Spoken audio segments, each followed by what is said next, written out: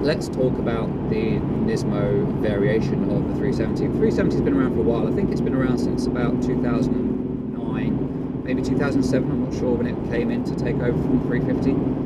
I don't really know the Z history. It's my first Japanese car. It's my first Nissan. Obviously, being my first Japanese car, it's my first Nissan. About the car, Nissan 370Z comes as a standard version and a GT version.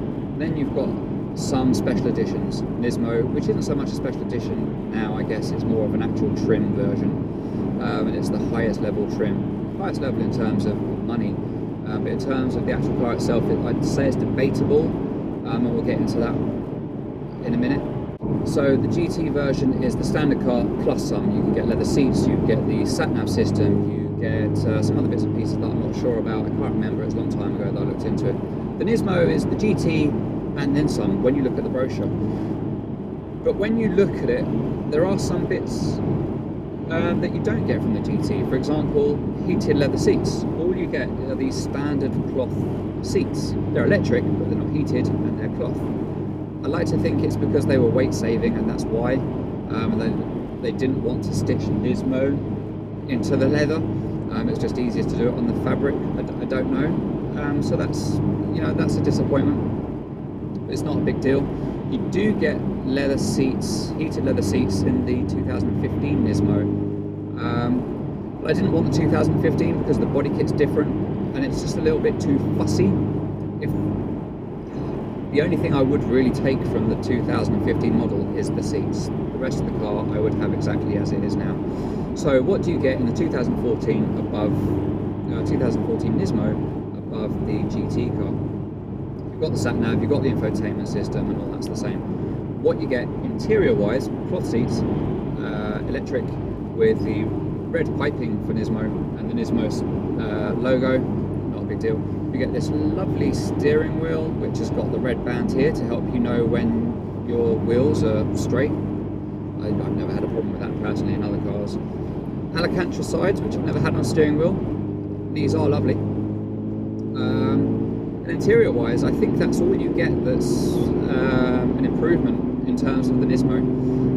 So let's talk about performance. What's the performance like? You'd think being a Nismo it's tuned. It is tuned, yes. But the brake horsepower is 344. Well, it's 344 PS. Whatever that is a brake, it's only very slightly less, maybe 342. In about 2 miles, follow E40. We're on a complicated French road. So it's not a big power hike.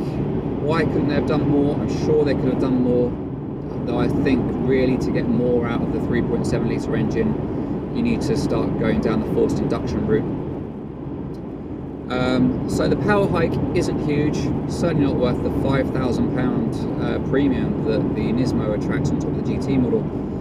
And the interior isn't worth that £5,000 either. In about 1 so what mile, else is follow there on top of that E40. power and the interior? Well, you've got the exterior styling. You've got the Nismo front bumper, which you can get in Forza Motorsport, so you can actually make your own Nismo in Forza Motorsport.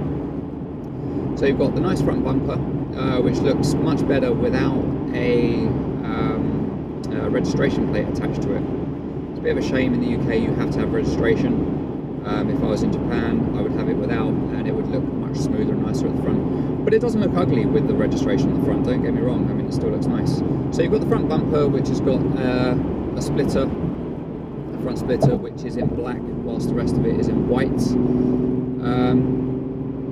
Then you've got the Nismo side skirts, again they're in black against the white body, which look nice. You've got the Nismo rear bumper. Follow E40. Again, there's a black bit on the bottom with a red stripe. Interestingly, a month after I got the car, some bastard scraped it in the car park, tried to deny that he'd done it, and I had to get the bumper sprayed and sorted out. To do that, they had to take off this red pinstripe that just goes above the exhaust, the diffuser area, and then get a new sticker to replace it. That sticker was £120. It's a sticker that's probably just longer than the width of this car, and it's about that wide, and that's £120. So when you look at the body kit, this is where the £5,000 is coming in on top of the interior. And then the other thing with an Nismo, you've got black wing mirrors in line with the bottom of the bumpers. Oh, and you get Nismo exhaust with Nismo written on the side of it. Lovely. You can't see the Nismo unless you're down on the ground actually looking at it. But it's there. That's important.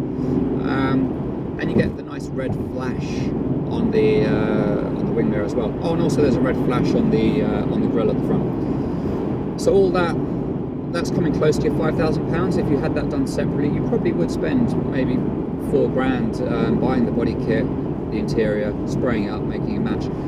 Where you're saving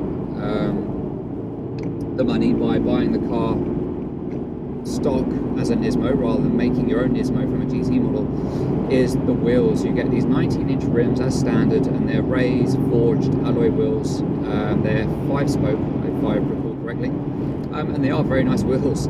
They're dark in colour. I don't normally like dark rims, but on this car it works, and pretty much everyone comments on the wheels and likes the wheels. They are nice wheels.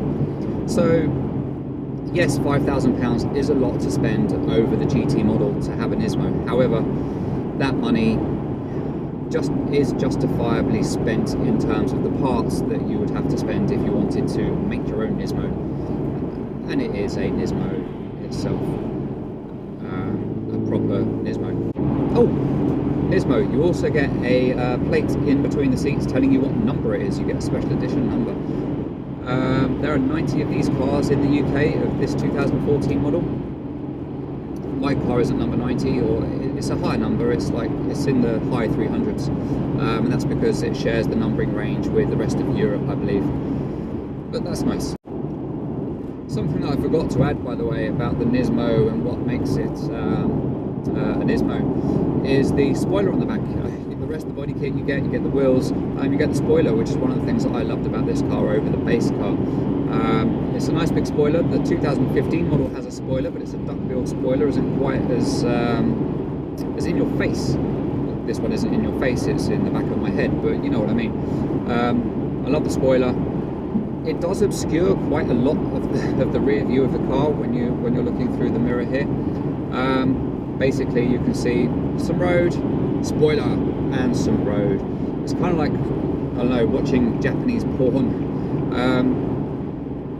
You're looking at the whole picture, but the good bits are obscured from vision, and after a while you just kind of think, well, what's the point? I'm missing the bits that I really want to see. So yeah, I love it, and it's the main reason why I wanted this Nismo rather than 2015 Nismo. It was this lovely spoiler, or wing as you might call it. And yeah, that's the additional thing on the Nismo that makes it a Nismo above a regular version, and that's also where part of your £5,000 goes to. Support stuff.